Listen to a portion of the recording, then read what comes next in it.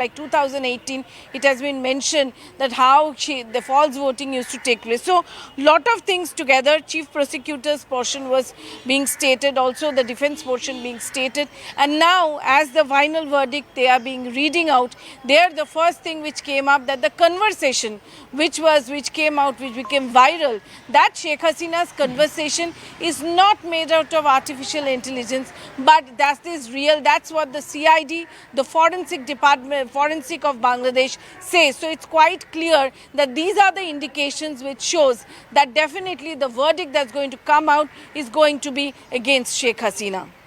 Okay. Siddhant, my colleague, is also continuing to track more on this. Siddhant, there are multiple counts that have been brought in against Sheikh Hasina, and it seems count by count they're going for it. But overall, you know, even in the build-up of this trial, it was expected that it was unlikely to go in Sheikh Hasina's favor. The climate in Bangladesh has been turned completely against her, and many from her former cabinet have talked about the fact that this is all pre-decided. Well, that's right. In fact, since the very beginning, the kind of narrative which Mohammad Yunus's government is trying to build against Sheikh Hasina, in fact, there were multiple cases slapped against her ministers, Awami League members. In fact, the senior Awami League leadership was put behind the bars. They were held for arsoning, rioting, things like that. In fact, they have also moved an official request with the Indian government for her extradition. This is way back in January this year. In fact, Ministry of External Affairs confirmed that development. So, Mohammad Yunus, after coming to power, perhaps has failed miserably in delivering. Perhaps the reality is that extremist forces are mushrooming in whole of Bangladesh. He couldn't, he has not been able to deliver, and perhaps all he wants is a villain at this point in time, perhaps somebody the nation should hate, and this is one step in that direction. So multiple cases already slapped, the property is confiscated, written to several governments to confiscate Hasina's property, written to the Indian government for her extradition. Leaders have been arrested, party has been banned, they are not allowed to contest the election, things like that. Now this is the last, perhaps, nail in the coffin, where judgment is coming from International Crimes Tribunal convicting Sheikh Hasina for committing crimes against the humanity. So it's the last nail in the coffin. Perhaps now it's now clear that Awami League and Sheikh Hasina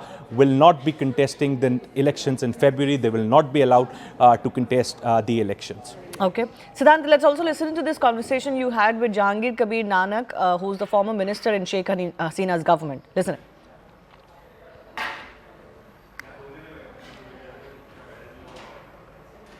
Kabir Nanak, sir, thank you so much for speaking to CNN News 18. Sir, the order is being pronounced by International Crimes Tribunal, and perhaps, it has said, the court has said in the order which is being pronounced that Sheikh Hasina has committed crimes against humanity. Your first reaction on that?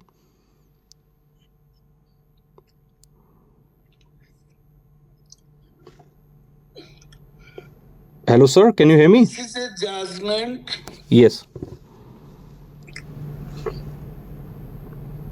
Yes, sir. In a farcical court. Okay.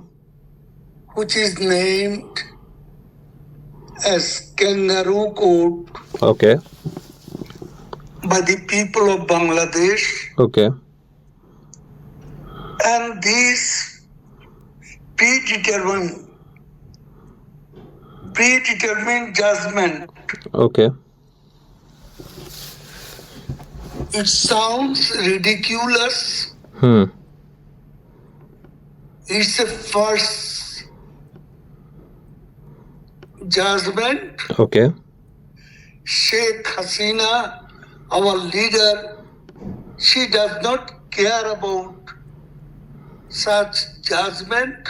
The people of Bangladesh will reject this farcical judgment, and people will throw this judgment into Bay of Bengal.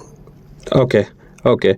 But sir, the government, interim government has to say that there is a lot of evidence against Sheikh Hasina being involved in ordering to kill the protesters, civilians. What do you have to say on that? These are all fabricated Okay, lies, okay, deceit. okay, There is no truth. okay, They are fabricated accusation, okay, okay. which we never accept. Okay, sir, and all throughout 1 year of the trial, she never participated. There was no representation of Sheikh Hasina, and she was put on trial. How do you see that? This is an illegal court, Okay, illegal tribunal, okay, or an illegitimate government. okay, So from the very beginning, we rejected it. yeah, There is no question of participating of our leader in any form. okay, We don't accept it. okay. Thank you so much, sir. Thanks a lot. Thanks a lot.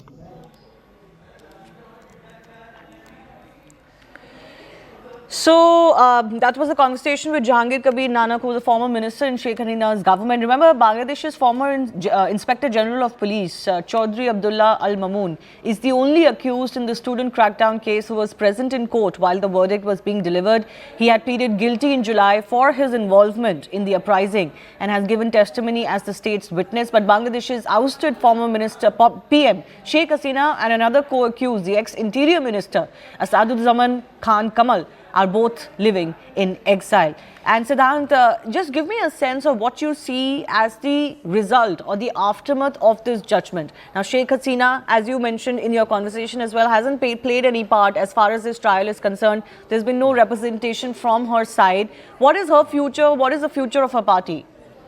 Well, look, the Awami League workers, the former ministers of Bangladesh are calling it a predetermined order, fabricated, false, lies, deceit. They're using all these kinds of words. In fact, Awami League workers were on the streets of Dhaka and, in fact, many other places in Bangladesh protesting against this verdict. So, going by the narrative, as I said, that interim government has been, trying to build this image of Sheikh Hasina as a villain from a very long time, and this is the last nail in the coffin.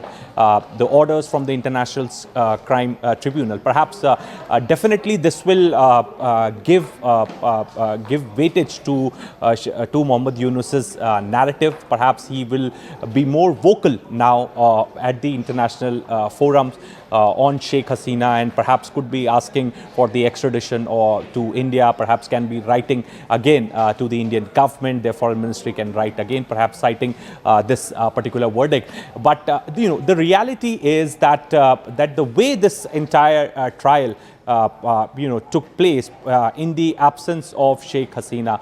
The vice president of the university was made to testify.